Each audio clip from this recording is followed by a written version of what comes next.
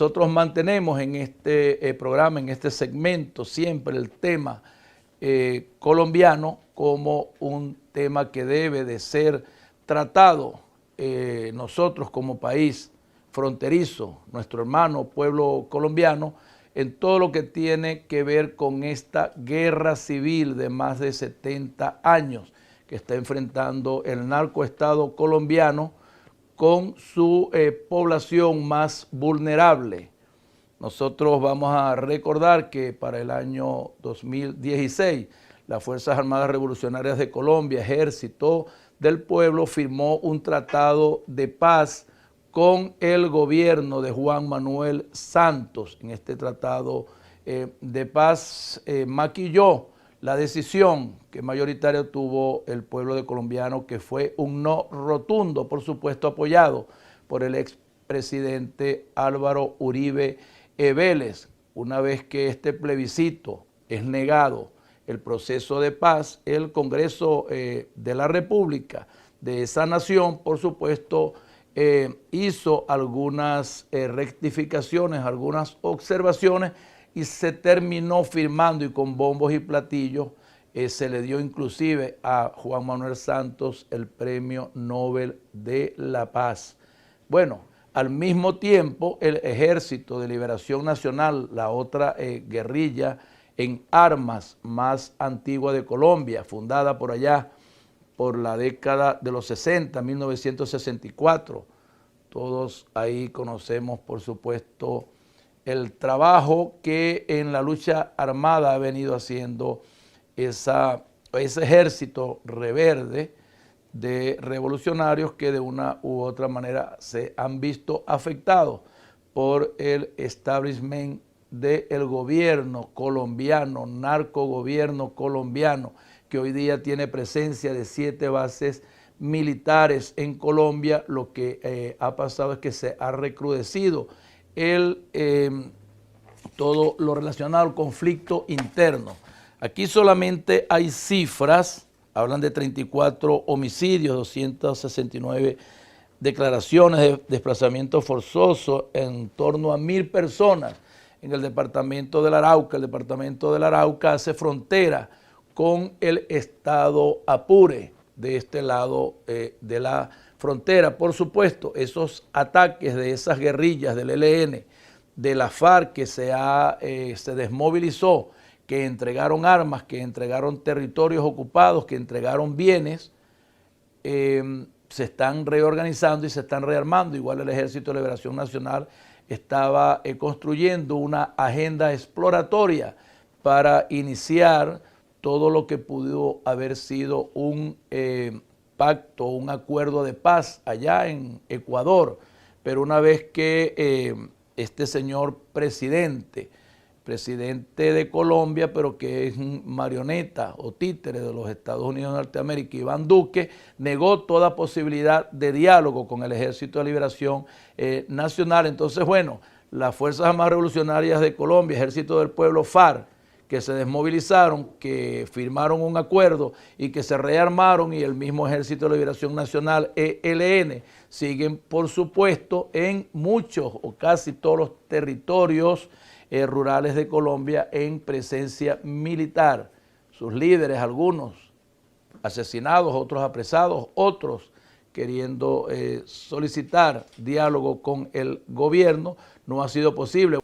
11 administraciones han pasado ya por la Casa Blanca desde que se inició este embargo bloqueo. No es nuevo y no fue en verdad a partir de 1959. 1 de enero de ese año entró triunfante Fidel Castro con los revolucionarios barbudos ahí en La Habana. Fue también, recordamos, y tenemos que hacer una breve historia al respecto, en 1952, en pleno ejercicio de gobierno dictatorial de Fulgencio Batista, ya los Estados Unidos de Norteamérica habían sancionado a Cuba en la venta de armas. Una vez que Fidel Castro llega o gana la revolución en 1959 exactamente, inicia un proceso de nacionalizaciones de todas las empresas, de todas las inversiones que tenía los Estados Unidos de Norteamérica. Para entonces el presidente Eisenhower inició todo lo que conocemos como las primeras sanciones de no permitir que las exportaciones cubanas llegaran a los Estados Unidos de Norteamérica. Así se siguió desarrollando todo ese proceso y fue Kennedy, precisamente el presidente, que en 1960 ya sí dictaminó un embargo un poco más rígido, solamente permitiendo que se pudiera negociar o comercializar con la isla de Cuba y el nuevo régimen el 10% de sus exportaciones. Por supuesto, la caída de la producción o las exportaciones de azúcar a los Estados Unidos se vio mermada. Todo esto con el propósito de que el régimen cubano, Fidel Castro, por supuesto, echara a un lado todo el proceso de nacionalizaciones que ascendió por esos años a más o menos $1.000 millones. También querían derrocar, por supuesto, a Fidel Castro. De esa manera se dieron secuencias en otros presidentes. Richard Nixon, vino la guerra o la casi tercera guerra mundial en cuanto a la presencia de los misiles rusos ahí en la isla de Cuba. Y todo esto fue empeorando todo lo que tiene que ver con las relaciones de Cuba con los Estados Unidos de Norteamérica y por supuesto con el resto del mundo. Las pérdidas que ha tenido anualmente Cuba al respecto en cuanto a este embargo económico, bloqueo económico, está por el orden de los $650 millones anuales. Para los Estados Unidos significa más o menos 1.300 millones. Bueno, han arribado otros presidentes a la Casa Blanca y ninguno ha podido, por supuesto, detener lo que todos conocemos o todo lo que el pueblo cubano, su gobierno,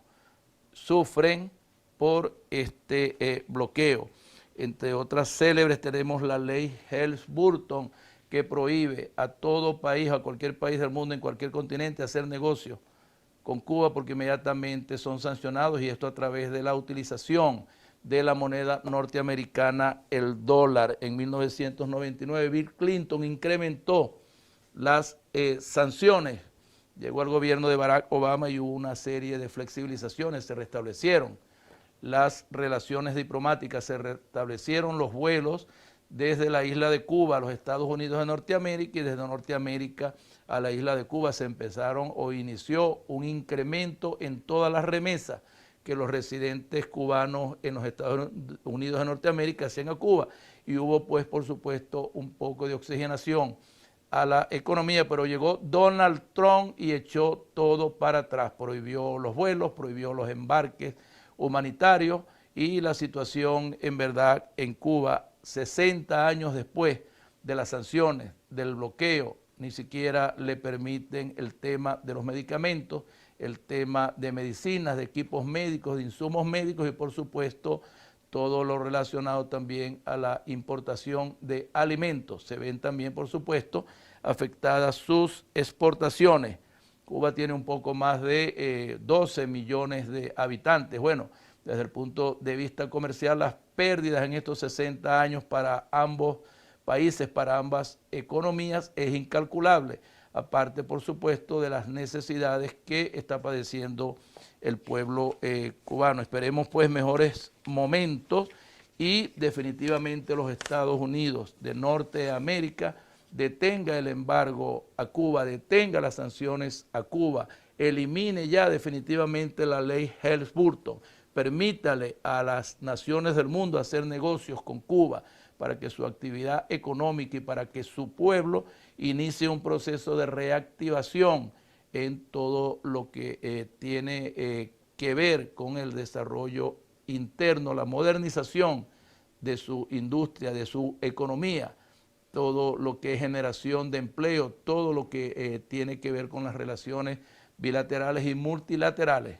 Amanecerá y veremos, y nosotros lo que esperamos es que Cuba siga siendo un país libre y que el destino de su política, el destino de su pueblo, el destino de su economía esté ejercida soberanamente por los cubanos y no tutelada por ningún imperio del mundo, llámese Estados Unidos de Norteamérica o llámese como se llame. Islas de las Malvinas están allá al sur del Atlántico, fueron al principio invadidas por el imperio español, pero esos territorios prácticamente no tenían recursos mineros como el oro, el diamante y todo aquello que apetecía al imperio español. Después llegaron los franceses, después terminaron de llegar los ingleses, llegaron los norteamericanos y ahí se establecieron como tránsito de galeones dedicados a la pesca de la ballena, pero al final fue en 1882 cuando definitivamente, después de varias negociaciones con los Estados Unidos de Norteamérica, que se establecieron los ingleses ahí en el territorio de las Islas Falkland, como ellas las llaman, o las Islas Malvinas, como le hablan los lugareños, o como le llaman los lugareños argentinos. Todos recordamos pues ese 2 de abril de 1982, cuando valerosamente, en medio de la situación política, de la situación de rechazo, del bajo nivel de popularidad que tenía la dictadura que encabezaba el general Galtieri, bueno, se llamó a la Fuerza Armada para que iniciara un despliegue militar, naval y aéreo hacia el territorio de las Islas Malvinas. Muchos comentarios hay al respecto sobre toda la estrategia militar de los ingleses, que fueron sorprendidos. En ese momento los ingleses prácticamente estaban vendiendo la mayoría de su flota naval. Se dice que si los argentinos hubiesen esperado para finales de año, de ese año 1982, es posible que el resultado de la guerra hubiese sido otro. No fue así. La Argentina, su Fuerza Armada, la nación, su pueblo, por supuesto, desde el principio apoyó recuperar las Malvinas, porque ese es un territorio de la nación argentina, porque así está escrito, así está en su data histórica. 1982, pues los argentinos en la primera desembarco que tuvieron ahí con su flota naval, sus marines, su infantería marina, bueno, llegaron y por supuesto atacaron todos los puestos de mandos militares ingleses, capturaron, hicieron rehén al gobernador de las islas y también por supuesto vimos todos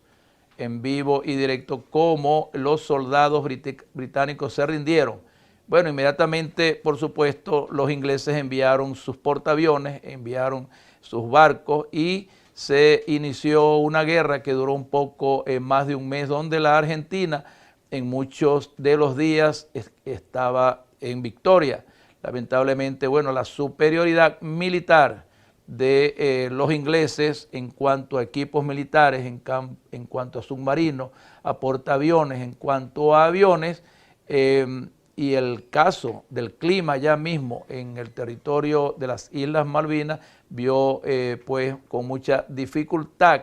la victoria de los argentinos. A esto tenemos que sumarle que solamente 4 países de América apoyaron entonces a Argentina sobre ir a recuperar su territorio de las Malvinas. En caso recordamos a Panamá, la República de Panamá, la República de Venezuela para entonces. También tenemos la República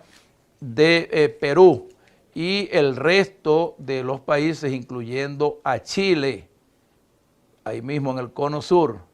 no apoyó a la Argentina, sino que se unió al apoyo que hicieron los Estados Unidos de Norteamérica, que antes de apoyar en su patio o en su territorio latinoamericano, caribeño, atlántico, a la nación argentina, al pueblo argentino, pues por supuesto apoyó a los ingleses. Habría que preguntarse en estos momentos, aquellos que querían activar el TIAR aquí en Venezuela, todos recordamos el TIAR, Tratado Interamericano de Acción Recíproca,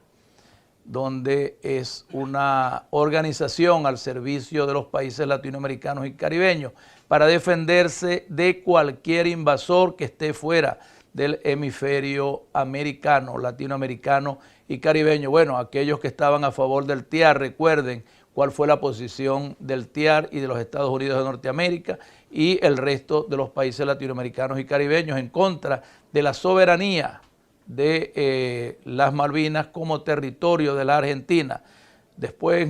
de la derrota, bueno, volvió la democracia. Ya se cumplieron 40 años de esa titánica victoria que en inicio tuvieron los argentinos y que, bueno, después la superioridad militar de la potencia de Gran Bretaña y el apoyo de las grandes potencias del mundo se vieron obligados a rendirse, retirarse, pero todavía solicitan ante la Organización de las Naciones Unidas que se cumpla el Tratado de 1965, donde debe dialogarse para que puedan la Argentina, la nación argentina, el pueblo argentino recuperar las Islas Malvinas.